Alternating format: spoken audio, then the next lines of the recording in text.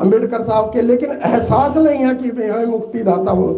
दलितों के भाग्य विधाता ने हमारा जो भाग्य मैंने अभी बताया है कि भी हमें तो नहीं मजदूरी करने के लिए बाध्य थे, गांव से बाहर रहने के लिए बाध्य थे, हमें सार्वजनिक स्थान पर नहीं जा सकते थे, तो हमें फोर्सिबली बेकार ली जाती थी। तो ऐसे हमारे हालात थे, हमें मुक्ति दिलाने वाले। और हम क्या कहते हैं, यहाँ पर बैठे हुए अधिकांश लोगों को हनुमान चालीसा याद होगा, लेकिन अम्बेडकर साहब का कोई भी बात नहीं याद होगी। तो दलितों के भाग्य विधाता ने हमारी किस्मत अगर मुझे जज बनाया है, तो ज़्यादातर तो लोग हमारे लोग कहते हैं मेरी मेहनत ने बनाया था। मेहनत तो पहले भी करते थे, लेकिन अब जो हम बाबा साहब की बदौलत है, मैं अम्बाड़ा से चल के आया हूँ, कोई मेहनत कोई जोर नहीं लगा, गाड़ी में बैठ के आया हूँ, अपनी कार में बैठ के आया हूँ, नहीं तो पैदल मजदूरी करने के लिए मिलों जाते थे। हमारा भाग्य लिखने वाले अम्बेडकर साहब, दलितों के उस शेर बब्बर ने आज तक हम मनुस्मृति के पीछे लगे हुए हैं। जो हम त्यौहार मनाते हैं, जो शादी पर अधिकांश खर्च करते हैं ज़्यादा से ज़्यादा, कौन सा ऐसा बंदा है जो मेरे समाज का बिना उधारे पैसे लिए हुए शादी कर दे? एक बंदा हाथ उठा के दिखा दो, बे उधारे पैसे लिए बगैर वो शादी नहीं करेगा, उसका दिल ही नहीं टिकने का।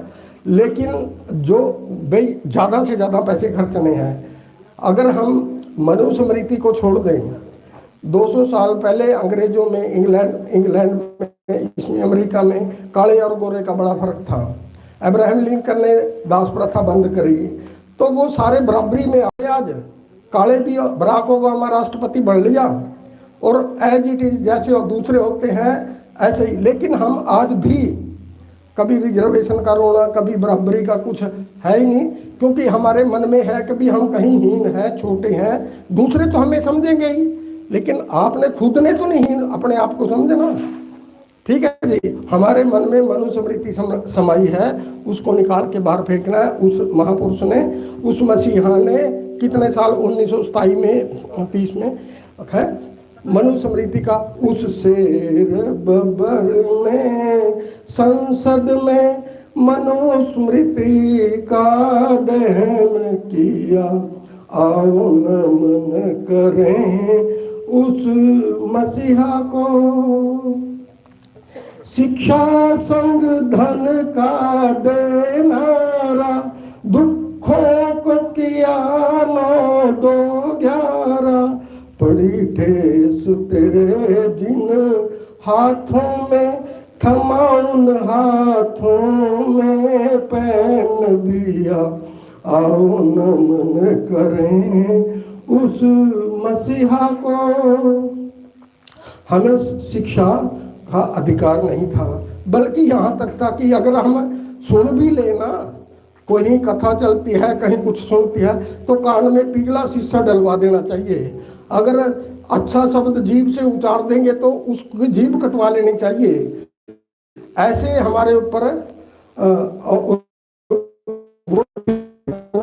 वो लगे हुए थे, थी, तो अधिकार। जबकि बाबा साहब को खुद भी शिक्षा लेने के लिए कुछ दिन तो से बाहर बैठना, घड़े को हाथ नहीं लगाने देना, पानी पीने के लिए मजबूर रहना, और वो हम मतलब सफीदों पढ़ने के लिए जाना। और अभी बताया कि भी वो अमेरिका और पता नहीं कहाँ, आज सारी जगह उनकी मूर्तियाँ और उनको माना जाता है। तो वो कहाँ कहाँ नहीं गए, किसके लिए? पैसे कमाने के लिए नहीं। आज हमारे बच्चे और अमेरिका डोंकी बढ़ के पता नहीं कैसे, सिर्फ पैसे कमाने के लिए, किसी के उद्धार के लिए नहीं जाते। तो वो कहाँ कहाँ गए हैं जब उनका बच्चा मरने के लिए, तब भी हमारे अधिकार के लिए गए हैं।